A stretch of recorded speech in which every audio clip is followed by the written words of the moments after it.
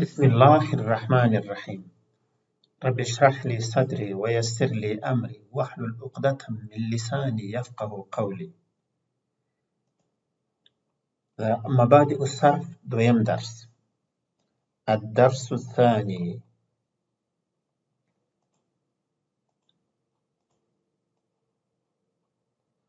دا دویم درس دی الميزان الصرفي، یعنی صرفي ترازو یا تله. دلته اول الامثله مثالونه راوړي. د دوی طریقه ده د اول مثالونه ذکر کې بیا تشریح کې بیا قاعده ځین را باسي او دا ښه طریقه ده. نو اکل الاب التفاحه، پلار مڼه وخوړله. نو تاسو خلک سیب ورته وایي، خاص پښتو کې مڼه ورته وایي. دویم مثال بعثر الولد الالعاب، ماشوم یا کوچني دا د لوبو توکي سره واړول. دریم دفع الولد درهما واشترى سفرجلا، ماشوم یا کوچني یو درهم ورکړ او سفرجل یا بهي رانیوی. څلورم قدم المعلم الهدية للطالب، معلم یا ښوونکي ډالۍ وړاندې کړه طالب ته. وسوس الشیطان لزید، شیطان زید ته وسوسه واچول. فذكر الله واستغفره، نو ده هم الله ذکر کړ او بخښه یې ځینې وغوښتل. یعنې همدا زید بیا الله ذکر کړ او د الله څخه یې بخښه وغوښتل. الشرح، د دغه پورته مثالونو شرح. اول په مقدماتي ډول یې لنډې خبرې ذکر کړي وای.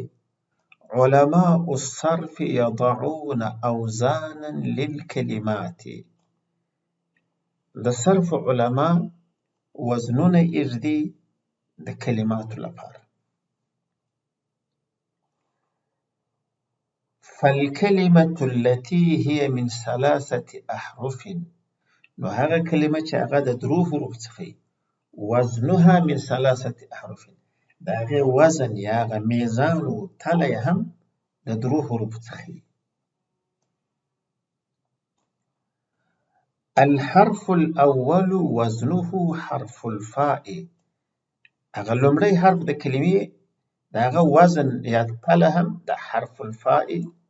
ونسميه فاء الكلمة، او هغه موږ فاء الكلمه نوموو. الحرف الثاني وزنه حرف العين، د دویم حرف وزن حرف العين دی. ونسميه عين الكلمة، او دا موږ عين الكلمه نوموو. الحرف الثالث وزنه حرف اللام، او د دریم حرف وزن بیا څه شي؟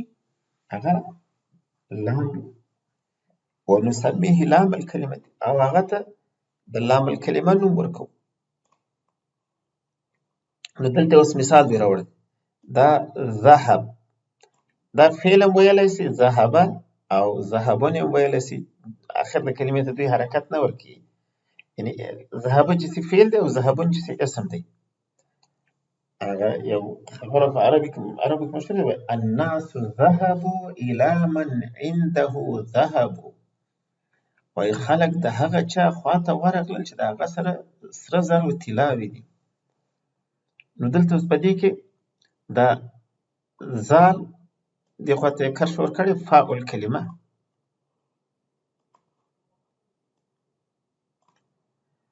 او مابین کې بیا ها په سره رنګ لیکلې ده، لاندې کرښه ځین را ایستلې ده، عین الکلمه. او اخري خواته بیا داسې په توربخوندې رنګ باندې دغه با لیکلې ده، نو هغه ته لام الکلمه لیکلې ده. او د ټولو وزن څه شي دی؟ وزن د ټولې کلمې وزنها فعل. نو په وزن کې هم ګوره هغه اول فا یې په هغه شنه رنګ لیکلې ده، او عین یې په هغه سره رنګ لیکلې ده، او لام یې په هغه توربخوندې رنګ لیکلې ده. اوس راځو دلته وایي لاحظ الجدول التاليه، په نظر کې ونیسه دغه راتلونکی جدول. په دې کې اول کلمه لیکلې په اوله کرښه کې، نو مثلا کلمه ده قرأ معنا لوستل یې وکړه. نوع د دغه کلمې څه شي ده؟ فعل، نوع فعل ده. الوزن د دې کلمې وزن څه شي دی؟ فعله. او الفا یعنی فاء الکلمه څه شي ده؟ فاء الکلمه اول حرف قاف دی، قرأ. حرکت د فاء الکلمه څه شي دی؟ قاف فتحه ده. او دغه العين یعنی عین الکلمه څه شي ده؟ دویم حرف قرأ را ده. حرکتها دغه عین الکلمه یا دغه دویم حرف حرکت څه شي دی؟ نو قرأ فتحه ده. او لام الکلمه څه شي دی؟ قرأ حمزه دی. قرأ دلته حمزه لیکل، خو د هغه بیا حرکت نشي ځکه چې هغه محل د تغییر دی. مثلا قرأتو چې وایي بیا ساکنه کیږي.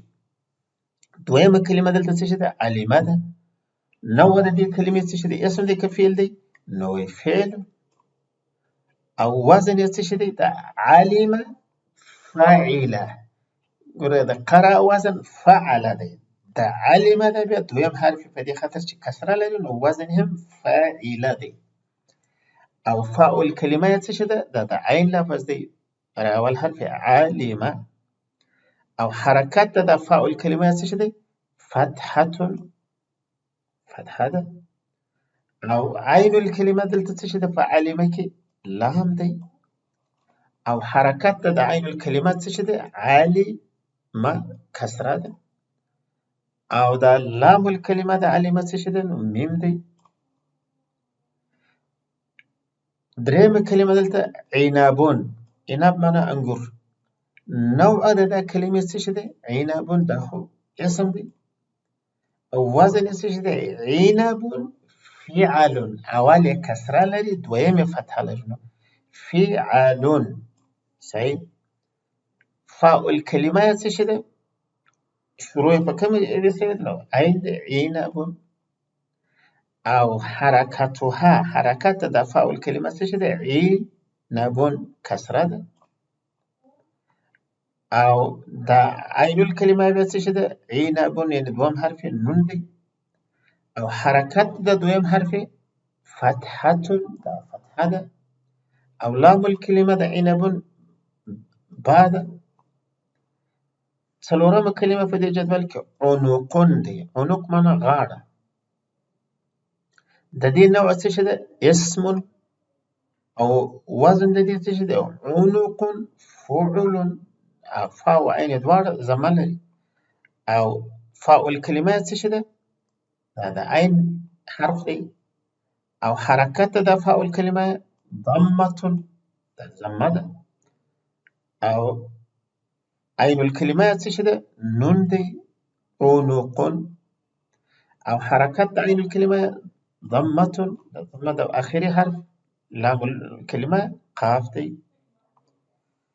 دی وایي الکلمات فی الجدول کلها ثلاثیه. دغه کلمات چې په دې جدول کې دا ټول ثلاثي دي، درې حرفي دي. وایي درې حرفي څه معنا؟ تتألف من ثلاثه احرف. دا جوړ شوي د درو حروف څخه جوړ شوي یا جوړیږي، هر کوم چې تعبیر وکړي. بعضها افعال. ځینې یې فعلونه دي. دغه دوه اول یې قرأ او علمه یې فعلونه دي. وبعضها اسماء. ځینې اسمونه دا عنابون او عنقون اسمونه دي، څلور کلمات. ووزنها من حيث الحروف سواء. او د دې وزنونه د حروفو په لحاظ برابر دي. دغه د من حيث وروسته چې دا کلمه څنګه کاریږي، دا څه رقم چې دوی کارولې، دا مضمون دغه څه دی. په دې باندې بیا انشاءالله یو وخت بحث کوو. من حيث الحروف چې وایي دی. لكن حركة كل حرف تنتقل إلى وزنه. لكن حركات د هر حرف هغه نقلیږي خپل وزن یا هغه ترازو ته. مثلا اول کلمه د فروازن د فاعل، قرأ د فروازن د فعل. دویمه علمه دا دویم حرف چې لام دی دا په کسره ده، نو په وزن کې موږ فاعله وایو. یعنی دغه د هر حرف حرکت دی وزن کې هم رعایتیږي د انتقال مطلب دا دی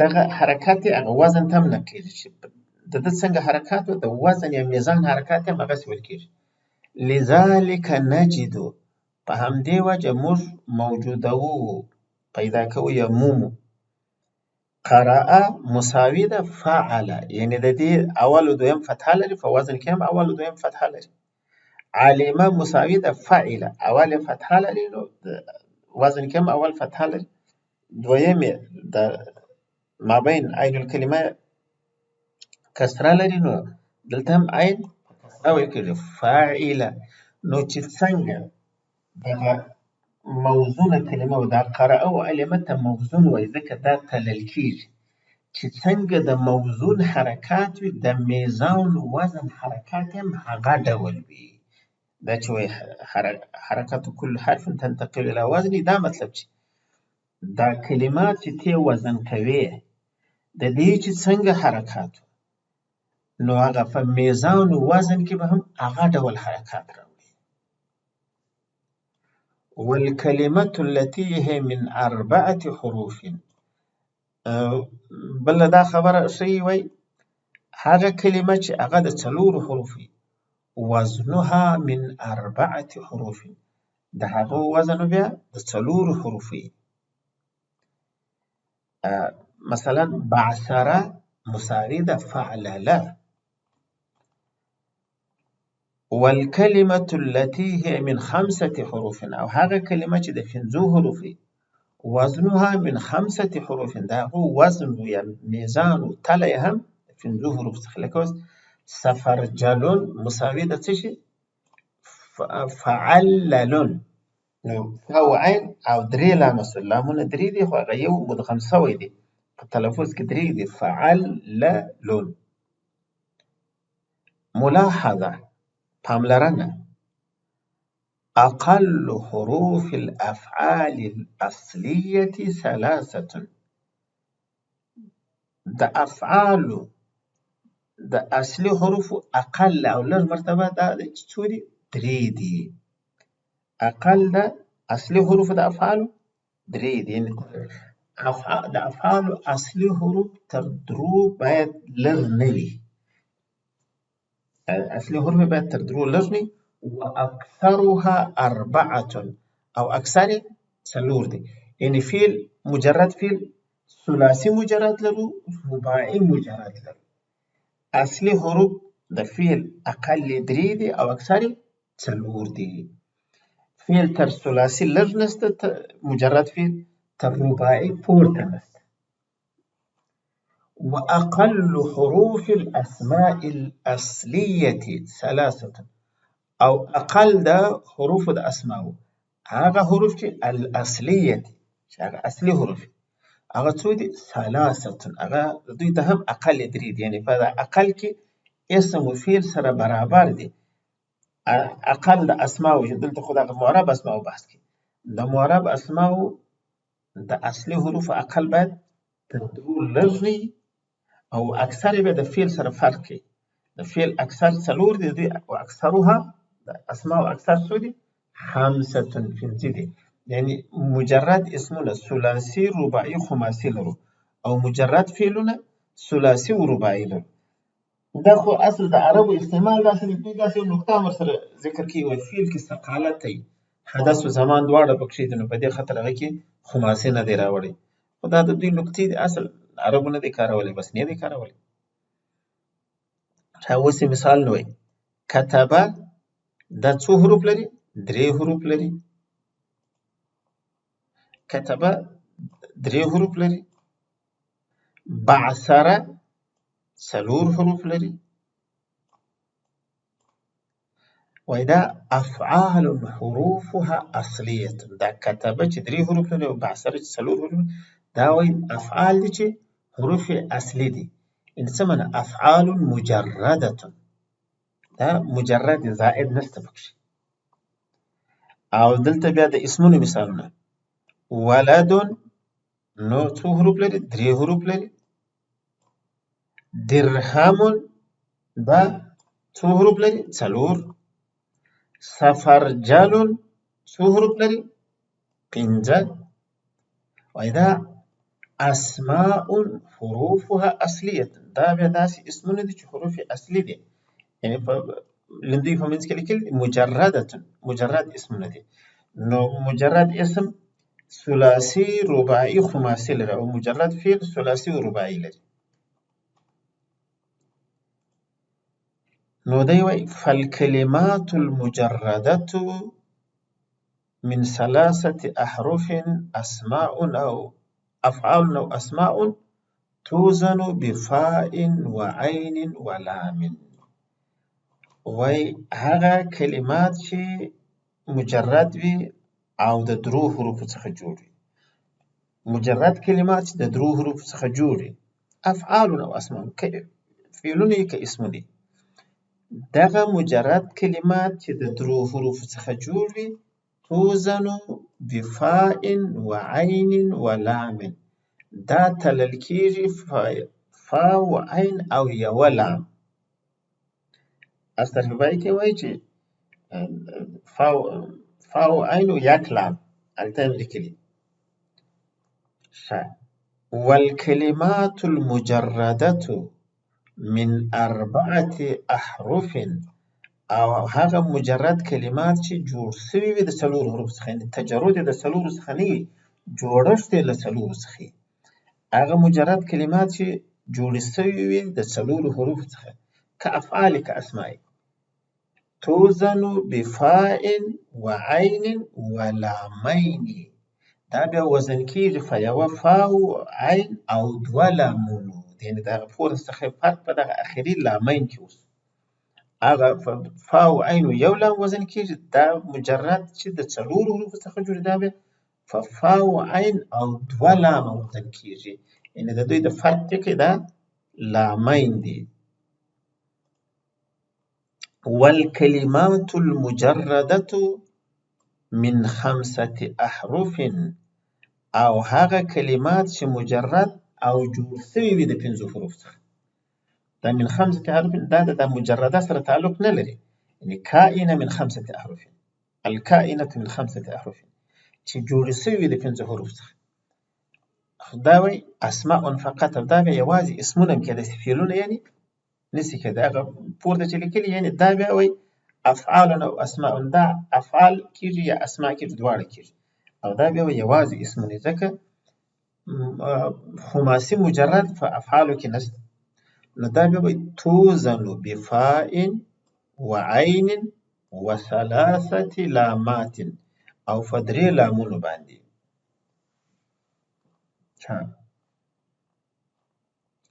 والکلمات التي فيها حرف زائد، او هغه کلمات چې په هغه کې زائد حرف، نزيده كما هو، نو هغه زائد حرف په وزن کې دغسې زیاتوو لکه څنګه چې دی.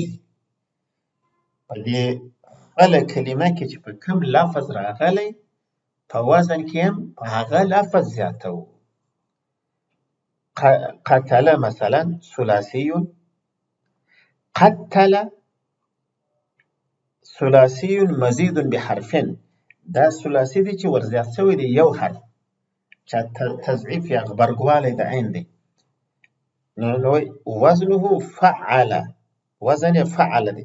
دلته دا قتلې کې دا تا خو تعبیر یې په عین کې دی، نو چې هغه تا غبرګه سوې ده دغه عین ورسره غبرګېږي، دغه عین ورسره مضاعف کېږي، فعل. او قاتل، هغه قتله دی اوس دلته الف ور اضافه سوی دی، وایي دا هم ثلاثي مزید بحرفین، دا هم ثلاثي مزید بحرفین دی، خو دا الف ور اضافه سوی دی، یعنې هغه اصلي حرف نه دی تکرار سوی، الف اضافه سوی دی. وزنه فاعل، د دې وزن فعل دی. ګوره په دې وزن کې هم هغه الف دغسې په سره رنګ راوړی دی، یعنې دا زائد دلته په سره رنګ راوړی دی. نو نزيده کما هو، دا مطلب چې فقاتله کې چې الف زیات سوی دی، فاعله کې هم هغه الف زیاتوو، هغه د کوم چې په موزون قاتله کې الف زیات سوی دی، وزن یا میزان فاعلی کې هغه الف زیاتو کما هو. بعثر رباعي دا خو پر وزن د فعلله دی. اوس نو تبعثر بعثر رباعي تبعثر دلته رباعي مزید بحرف دا داسې رباعي دی چې یو حرف ور اضافه شوی دی. دا اوله تا ور اضافه شوی دا په سره رنګ چې لیکلی. نو د بعثر وزن خو فعلله و. اوس چې دلته تا اضافه شوی ده نو وزن هم تفعلله دی. نو وایي کلماتو کې چې حرف زائد وي نزيده كما هو دی زیاتو لکه څنګه چې دی هغسې دی. فتبعثر کې دغه تا زیاته شوې ده په وزن کې هم دغه تا تفعلله اضافه کېږي. دا خبره خلاصه. اوس دا بل دا مهمه قاعده ده. وایي ولكن كيف نعرف الحرف الزائد من الحرف الأصلي. لیکن دا زائد حرف د اصلي حرف څخه څنګه معلوم کړو؟ پخوا خو موږ ته ویل چې زائد په وزن کې هم زائد نه، خو دا خو موږ اوس دلته په وزن کې یا په دویم فا تعبیرو یا په دویم لام تعبیرو یا مثلا په بل حرف تعبیرو. خو اصل دا د زیادت او د اصلیت حکم چې پر کېږي دا په څه اساس پر کېږي؟ نو دوی تعریف داسې کړی وی الحروف الأصلية هي الحروف التي لا تستغني عنها الكلمة. وی اصلي حروف هغه حروف دي چې بحاجتي نه لري د هغه څخه کلمه. څه ډول؟ فإذا نقصت لم يبقى المعنى صحيحا. چې دغه اصلي حروف کم سي معنا صحیح نه پاتې کېږي. دا یو قید غواړي چې بدون علت تصریفي. مثلا کله کله دا معطلات څخه د ناقصو اجوافو دیو څخه کلمات حذف سي خو بیا معنا اصلي پاتې هغه ته علت تصریفي وایي. یعنی دا اصلي کلمات دا دي چې که چیرې ته د اصلي حروف کې د کلمې څخه حذف کې بالکل معنا له منځه ځي. اوس د مثال په توګه خرج اخرج استخرج. د اخرج څخه خرج ووتی، اخرج ویستی، استخرج را ایستلی وغوښتل یا را ویستی مثلا. دغه اوس ټول د وتلو د ایستلو معنا پکښې ده. د اخرج څخه که د حمزه لري کې بیا هم خرجه پاتې کېږي هغه د وتلو معنا پکښې ده. د استخرج څخه د حمزه و سین و تا لري کې بیا هم هغه د کلمې اصلي معنا پاتې. اوس نو که د خرجه څخه د درو حروف څخه یو لري کې هیڅ معنا یې نه پاتې کېږي. یعنې اصلي حرف هغه دی چې په حذف یې د کلمې معنا له منځه ځي. خو دا یو قید بدون علت تصریفي ده. دغه حروف علت هغه قاعده ځینې استثنا کوي. حروف علت کله کله حذف شي، مثلا قال او یقول قل. په قل کې هغه واو حذف شوی دی، لیکن دا د هغه التقاء ساکنین په وجه د علت تصریفي په وجه حذف شوی دی، نو بیا هم خپل معنا پر ځای دی. یعنی اصلي حرف چې له تصریفي علتونو پرته حذف شي د کلمې معنا له منځه ځي. دغه فرق دی. وهذا ما سندرسه في الدرس القادم ان شاء الله. او دا هغه څه دي چې موږ به لولو په راتلونکي درس کې ان شاء الله. دا ورپسې درس د زائد او اصلي بحث دی. نو دغه مهم ټکی دی چې اصلي حرف هغه دی چې په حذفېدلو یې بدون د علت تصریفي د کلمې معنا له منځه ځي بالکل. او زائد هغه دی چې د کلمې معنا له منځه نه ځي، که څه تغییر پکښې راسي لکه خرجه و اخرجه و استخرجه کې اصلي معنا له منځه نه ځي. والكلمة التي نقص منها حرف من حروفها الأصلية. دا هم د وزن یو قاعده ده. وایي هغه کلمه چې کنډو سوی یا حذف سوی ده، کم سوی ده، د هغې څخه یو حرف د هغه د اصلي حروفو څخه نحذف ما يقابله من الميزان. نو بیا حذفوو هغه څه چې په مقابل کې د میزان څخه چې د کلمې د حروفو اصلي څخه کم شي حذف شي، د میزان څخه هم حذفوو. دا حذفول یې هغه په حروف علتو کې مطلب دی حروف علتو کې اصلي حرف کله حذف شي کلمه پر خپل حال په معنا کې پاتې نو د کلمې د اصلي حروف څخه چې کم حرف حذف شي په میزان او وزن کې هغه مقابل ورسره حذفوو دا په وزن کې اصلي قانون دی چې د کمې کلمې اصلي حرف علت حذف شي په مقابل کې هم په میزان کې هغه ورسره حذفیږي مثال فالفعل قام هذا قام فعل ثلاثي حروفه أصلية دا ثلاثي فعل ده حروف أصلي دي إذا اتصل به ضمير چې کله د سره وصل شي ضمیر مثل تا لکه دا دغه قمتو تا حذف حرفه الثاني نو دا دویم حرف دا د مابین د الف دا خو ساکن دی نو دا حذفي ځکه چې میم خو دا دریم حرف د ضمیر متحرک چې ورسره یو ځای شي مرفوع متحرک یا د فاعل متحرک ضمیر چې د فعل سره یو ځای شي د فعل اخره ساکنه کیږي میم ساکنه کیږي الف هم ساکنه ده نو دوه ساکنه چې یو ځای شي بیا د مابین الف حذفي نو د قامتو پر ځای قمتو ویل کیږي نو وزن قمتو فلتو یعنی هغه الف چې د عین کلمې مقابل هغه چې دلته حذف شو په وزن کې هم په میزان کې هم هغه مقابل هغه عین حذف شو ځکه الف خو د عین مقابل بحذف حرف عین الکلمه حذف ده حرف د عین د کلمې دا قاعده خو د ذکر کړ چې د کلمې اصلي حرف کله تصریفي علت فواجه حذف شو نور کوم نه حذفیږي اصلي حرف خو بیل تصریفي علت چې دغه د حروف علت قانون دی دغه غیر خو اصلي حرف نه حذفیږي ځکه دوی ویل چې اصلي حرف په حذف کې د کلمې معنا له منځه ځي یوازې دغه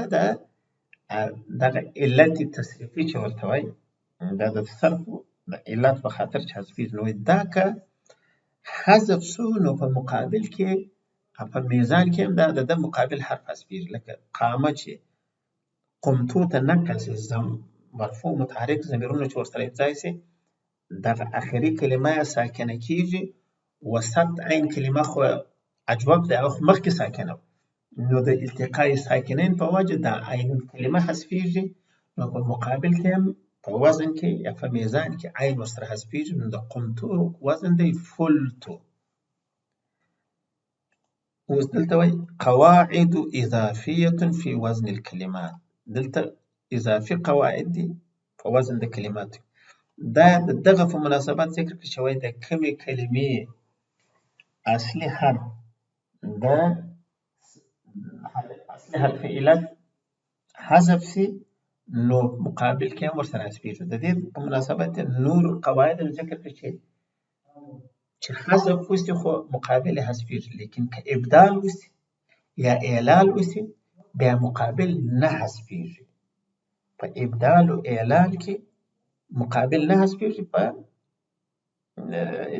مقابل تغییر نه خوري ابدال او اعلال کې د وزن د اصلي کلمې مطابق کیږي او د حذف کې بیا وبخښئ دلته اعلال خو دوی دغه ته وایي دلته اعلال بالحذف وایي البته یو اعلال بالقلب دی هغه ما مطلب اعلال بالقلب په ابدال او اعلال بالقلب کې کلمه د اصل مطابق وزن کیږي او په دغه اعلال بالحذف کې کلمه د موجوده صورت په شکل وزن کیږي د موجوده صورت په شکل وزن کیږي دلته اوس مثالونه دوی راوړي عرفنا أن وزن الثلاثي المجرد يكون بالفاء والعين واللام موږ دا وپېژندل چې وزن د ثلاثي مجرد په فا او عین واللام کیږي ووزن الرباعي كذلك وزن د رباعي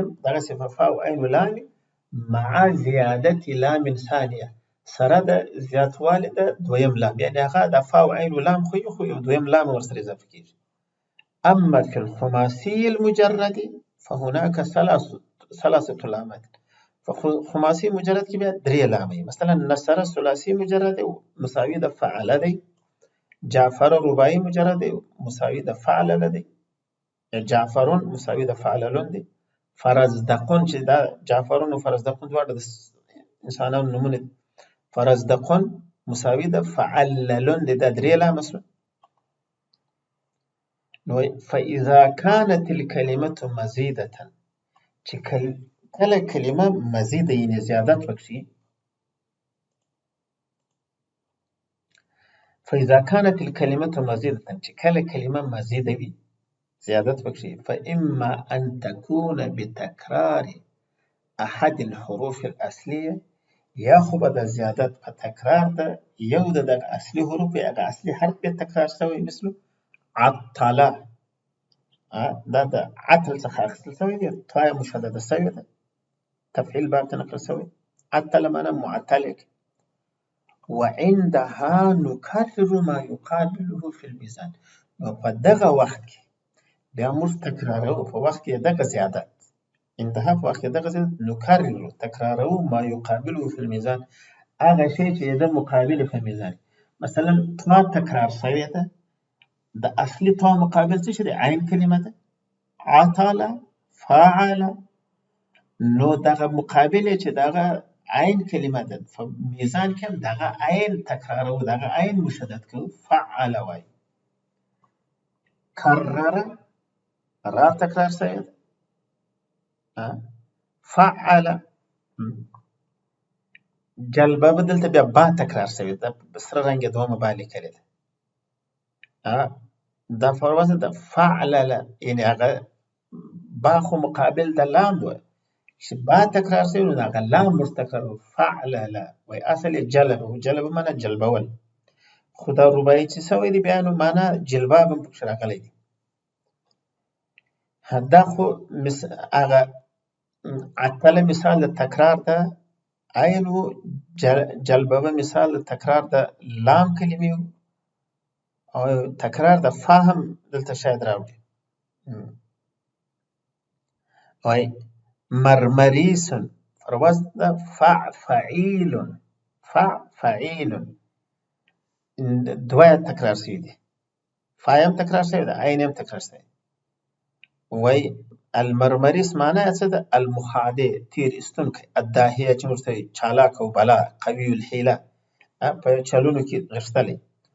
اصلها مریس، اصل مریس دی. نو د مریس څخه د مریس مرمریس مابین کې اضافه تورې څه شی راغلی دی؟ دغه دویم میم و دویم را دواړه تکرار شوي دي، نو فعفعیلون دی. نو مریس میم یې د فا مقابل دویم میم چې تکرار شوی دی هغه فا ورسره تکرار شوی ده، او را یې د دلته مریض کې دا را د عین مقابل، نو چې را تکرار شوی ده عین هم ورسره تکرار شوی دی. نو دغسې نو دا زیادت د کلمې به یا په تکرار د یو د حروف اصلي څخه، و اما ان تكون بزیادت حرف من حروف زیادت العشره، یا به تکرار د هغه اصلي کلمې نه وي، د دغه حروف زواید څخه به یو ور اضافه شوی.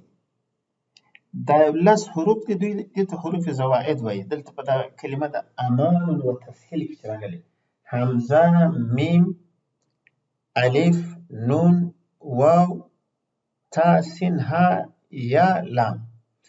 عموما چې په کلماتو کې له تکرار د اصلي پرته زیاتېږي نو دغه حروف زیاتېږي، دې ته حروف زواید وایي.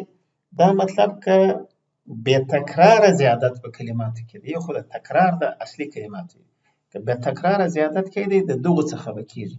البته دا مطلب نه دی چې هر ځای دا حروف راله بس به زائد وي، دا مطلب نه دی. امره کې حمزه اصلي دی، قرائه کې اصلي دی، مثلا امره کې میم اصلي دی، خو زائد د دغو څخه کېږي، یعنی غیر مکرر زائد به خامخا له دغو څخه، خو دا حروف به خامخا هر ځای زائد نه وي. زائد که غیر مکرر کېدی نو د دغو څخه وي. دا کله په امان و تسهیل تعبیر کوي، کله په الیوم تنساها تعبیر کوي، کله سألتمونیها تعبیر کوي، خو دغه حروف زواید وي. نو دا زیادت په کلمې کې چې کېږي یا خو تکرار د اصلي حرف یا د دغو حروفو یو بیا تکرار ور اضافه کېږي. نو فنزیده فی الوزن، نو بیا دغه شی وزن کې اضافه کوو. هغه تکرار د اصل کوو، هغه خو اصل ورسره تکراروو.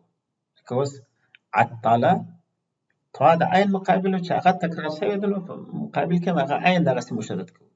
او که د دغو حروفو څخه بیا خپله دغه حرف په وزن کې زیاتوو.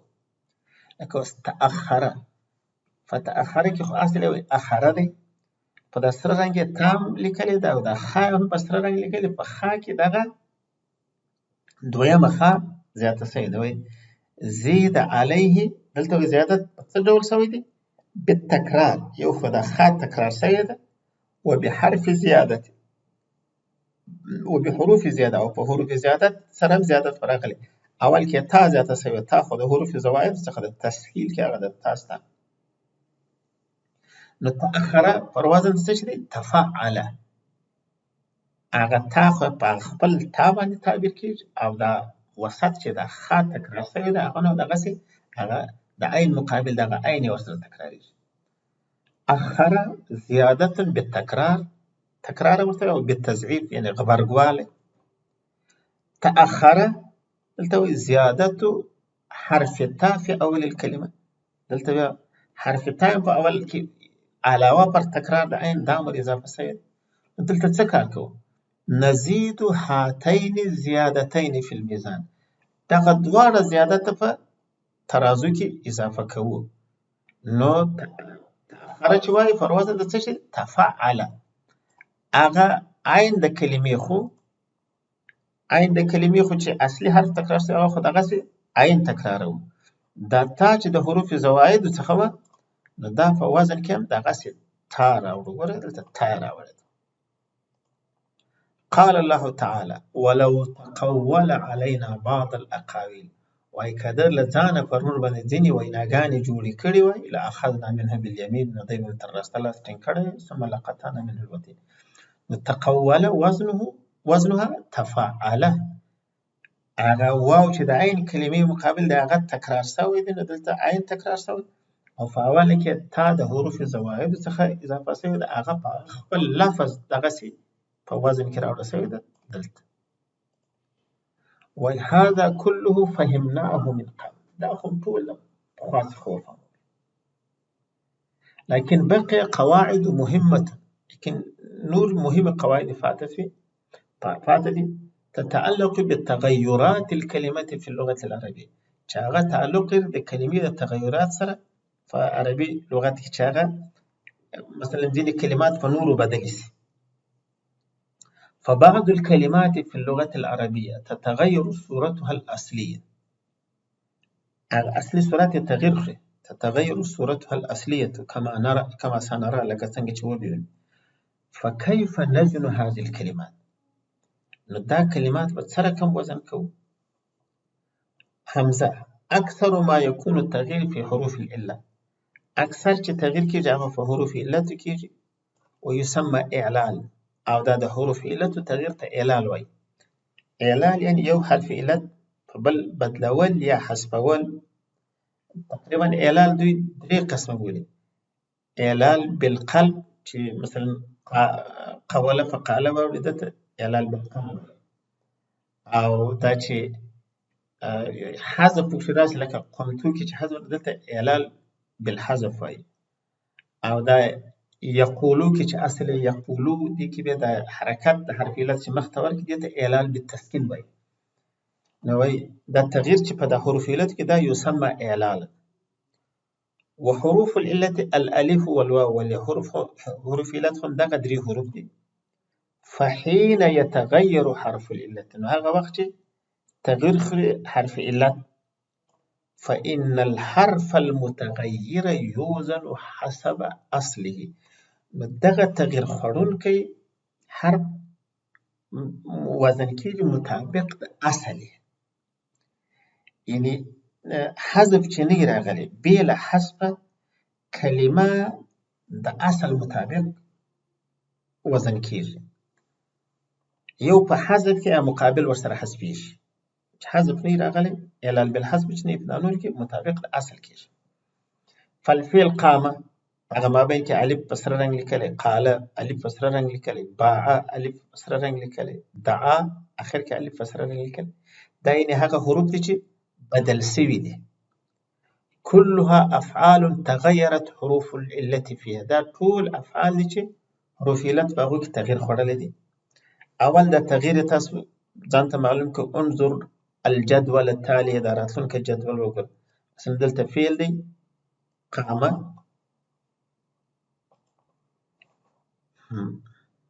دا فعل قامه فعل دی، دلته فعل دی قامه اصله قوامه، واو متحرك مع قبل مفتوح الف بدل سوی، وزنه فعله. دا دغه قامه وزن فعله دی، د اصل مطابق چې ما بین فتحه درلود. وليس فعل، تسکین د عین نه دی چې اوس دا قامه ظاهرا اوس ساکنه. اصل ته ګوره. قاله اصله قوله، وزنه فعله، د دې وزن هم فعله دی. فعل نه دی چې ته اوس په قاله کې خو ما بین الف ساکنه دی، نه، اصل ته وګورئ. با هم داسې اصل بیعه دی، وزن فعله دی د اصل مطابق. دعا اصل دعوه دی، وزن فعله دی د اصل مطابق. مثلا فعانه دی. لماذا حصل هذا التغيير؟ اول دا پوښتنه یاد دی جوابی چې دا تغییر ولې راغلی دی. او دا درس خو ډېر اوږد سوی دی، دا به دلته ودرو، بیا به وروسته انشاءالله نور ورسره اضافه کړو.